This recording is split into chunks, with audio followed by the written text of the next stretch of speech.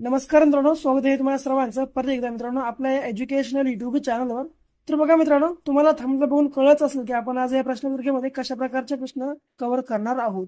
तर बघा, रेल्वे भरती 2025 साठी मित्रांनो आपण आज प्रश्नपत्रिकाच्या या व्हिडिओच्या माध्यमातून तुमची सोडवून घेणार आहोत. मित्रांनो बघा, आपल्या चॅनलवर मित्रांनो तुमच्यासाठी जीके जीएसचे मित्रांनो जीके जीएसचे प्रश्नपत्रिका आणि मॅथ रिझनिंगचे सुद्धा प्रश्नपत्रिका आपल्या चॅनलवर मित्रांनो तुमच्यासाठी अवेलेबल केलेले आहेत.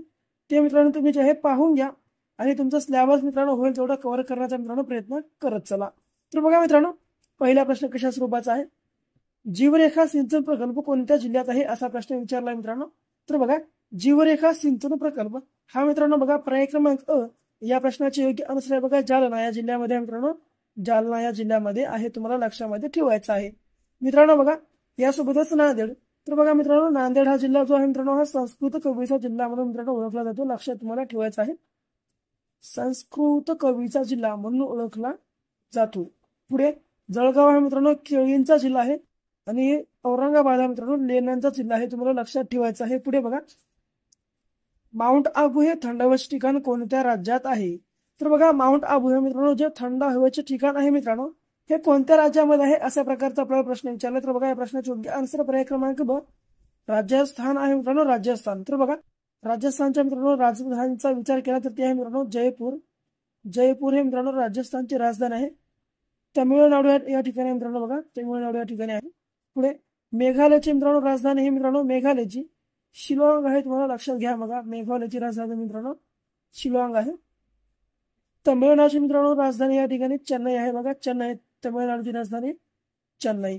बघा मित्रांनो, महत्वाची गोष्ट म्हणजे तुम्ही जर अजूनही आपली 700 प्रश्नांच्या मित्रांनो बघा, तुम्ही अजूनही आपली जीके जीएसच्या मित्रांनो 700 प्रश्नांची पीडीएफ तुम्ही जर बाय केली नसेल तर बघा मित्रांनो आताच बाय करून घ्या. कारण मित्रांनो बघा, यामध्ये आरआरबीने मित्रांनो जे काही प्रश्न आजपर्यंत मित्रांनो प्रिव्हियसला विचारले होते तेच प्रश्न मित्रांनो बघा या पीडीएफ मध्ये आपण जे आहे कन्वर्ट केलेले आहेत ना, त्यामध्ये मित्रांनो सामील केलेले आहेत.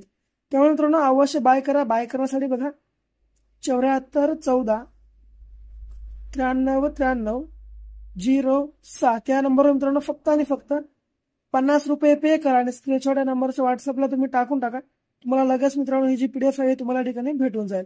अत्यंत महत्त्वाचे प्रश्न मित्रांनो जे की 700 प्रश्न आहेत अशा मित्रांनो बघा फक्त आणि फक्त 50 रुपयामध्ये मित्रांनो महत्वाचे जे की आरआरबीने विचारले 700 प्रश्न तुम्हाला कोणीही देत नाही की जे आम्ही मित्रांनो तुम्हाला देत आहोत. त्यामुळे मग आत्ताच तुम्ही जे आहे आपली पीडीएफ बाय करून घ्या. बाय करण्यासाठी मित्रांनो या आपल्या मोबाईल नंबरवर 50 रुपये पे करा आणि स्क्रीनशॉट पाठवा आणि लगेच मित्रांनो तुम्ही पीडीएफ मिळवा. तर बघा, तिसरा प्रश्न, ग्रेट बेरियर रीफ कोणत्या ठिकाणी आहे. तर बघा, ग्रेट बेरियर रीफ मित्रांनो ऑस्ट्रेलिया या ठिकाणी बघा. पर्याय क्रमांक आपल्या प्रश्नाचे योग्य आन्सर आहे. पुढे, डॉक्टर बाबासाहेब आंबेडकर यांनी डॅश डॅश वृत्तपत्र सुरू केले.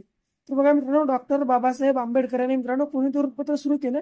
तर पर्याय क्रमांक समता आहे आणि मित्रांनो वृत्तपत्र याने सुरू केले होते. बघा, समता आहे वृत्तपत्र. यासोबतच बघा मित्रांनो जनता, जनता, मूक नायक, बहिष्कृत भारत इत्यादी मित्रांनो डॉक्टर बाबासाहेब आंबेडकर यांनी वृत्तपत्र सुरू केली.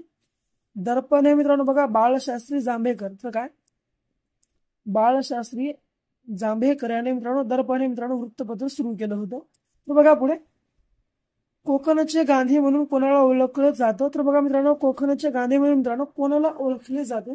तर बघा, या आपल्या प्रश्नाचे योग्य आन्सर अप्पासाहेब पटवर्धन हे आहे मित्रांनो, अप्पासाहेब पटवर्धन. पुढे, पहिल्या महिला लोकसभा सभापती कोण होत्या.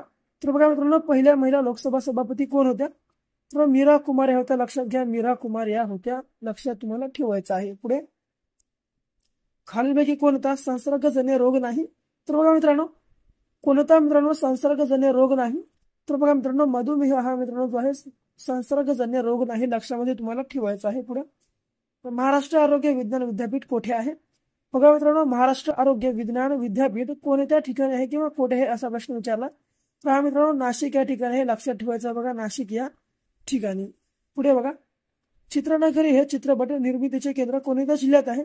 तर चित्रनगरी हे मित्रांनो चित्रपट निर्मितीचे केंद्र मित्रांनो कोणत्या जिल्ह्यात आहे. तर कोल्हापूर या जिल्ह्यामध्ये आहे. बघा, कोल्हापूर या जिल्ह्यामध्ये बघा चित्रनगरी हे मित्रांनो चित्रपट निर्मितीचे मित्रांनो केंद्र या ठिकाणी आहे, तुम्हाला लक्षात ठेवायचं आहे. मित्रांनो, कोल्हापूर मित्रांनो गुळाचा जिल्हा आहे, यासोबतच गुळाचा जिल्हा लक्षात ठेवायचा. बघा, गुळाचा जिल्हा.